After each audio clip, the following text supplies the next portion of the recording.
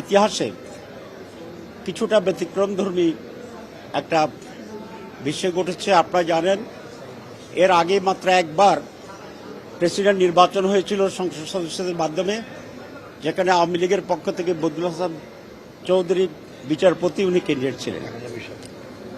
এইবার দুইজন ক্যান্ডিডেট হয়েছে, সরকারি দলের একজন ক্যান্ডিডেট ছিলেন এবং আমরা বিরোধী দল পক্ষ থেকেও আমরা একজন ক্যান্ডিডেট দিয়েছি। আজকে সেটার উপর নির্বাচন হয়েছে। সেই নির্বাচনে আমাদের প্রার্থী পরাজিত হয়েছেন, কম ভোট পেয়েছেন অপেক্ষাকৃত। আর জনাব ফখরুল ইসলাম আলমগীর সাহেব ভোটে প্রেসিডেন্ট নির্বাচিত হয়েছেন। আমরা ওনাকে অভিনন্দন জানাই, যেহেতু নির্বাচিত প্রেসিডেন্ট সকলের প্রেসিডেন্ট। আমরা আশা করি উনি প্রেসিডেন্টের শপথ গ্রহণ করার পর থেকেই একজন নিরপেক্ষ ব্যক্তিতে রূপান্তরিত হবেন এবং উনি কোনো দলের পক্ষে কাজ করবেন না। উনি দেশের পক্ষে, জনগণের পক্ষে এবং গণতন্ত্রের পক্ষে অত্যন্ত বলিষ্ঠ ভূমিকা পালন করবেন। এটা জনগণের প্রত্যাশা প্রেসিডেন্টের কাছে এবং এটা আমাদেরও প্রত্যাশা। আজকে যে নির্বাচনটা হয়েছে সেখানে এমপিরা দলের বাইরে গিয়ে নিজের পছন্দের ক্যান্ডিডেটকে ভোট দেওয়ার সেই সুযোগটি ছিল না। যদিও আমরা জুলাই যে ম্যান্ডেট তৈরি করেছি, সনদ তৈরি করেছি, সেখানে প্রস্তাব ছিল যে শুধুমাত্র অনাস্থা প্রস্তাব ছাড়া আর সকল বিষয়ে যে কোনো এমপি স্বাধীনভাবে তার মতামত পেশ করতে পারবে এবং বাজেটের বিষয়টিও শুধু আছে দুটি।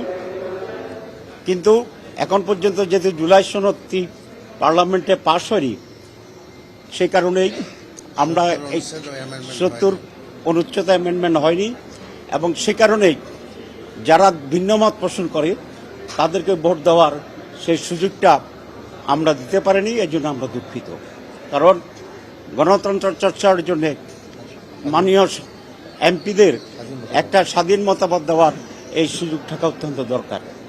অবশ্য আমরা এ নিয়ে আমাদের আন্দোলন অব্যাহত রেখেছি। আমরা এখনো জুলাই সনদ বাস্তবায়নের জন্য আপনারা জানেন যে আমরা মাঠে আছি এবং ইতিমধ্যেই একটি লং মার্চও ইতিমধ্যে আমাদের কর্মসূচি ঘোষণা হয়েছে।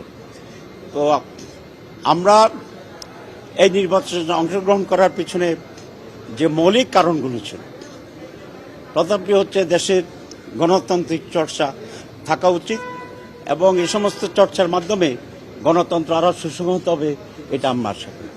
2 নম্বর হচ্ছে, এবং আমরা মনে করি সামনে তৃণমূলের নির্বাচন আছে, তারপরে লোকাল গভর্নমেন্ট ইলেকশন আছে। এই সমস্ত ইলেকশনেও প্রত্যেকেই তার নিজস্ব মতামত দেওয়ার সেই সুযোগটি যেন থাকে, সেই ব্যাপারেও আমরা সরকারি দলকে উদ্বুদ্ধ করার চেষ্টা করছি, আমরা দাবি জানাচ্ছি এবং সেটা যদি হয় তাহলে গণতন্ত্র আরও বেশি প্রাতিষ্ঠানিক রূপ লাভ করবে বলে আমরা আশা করি।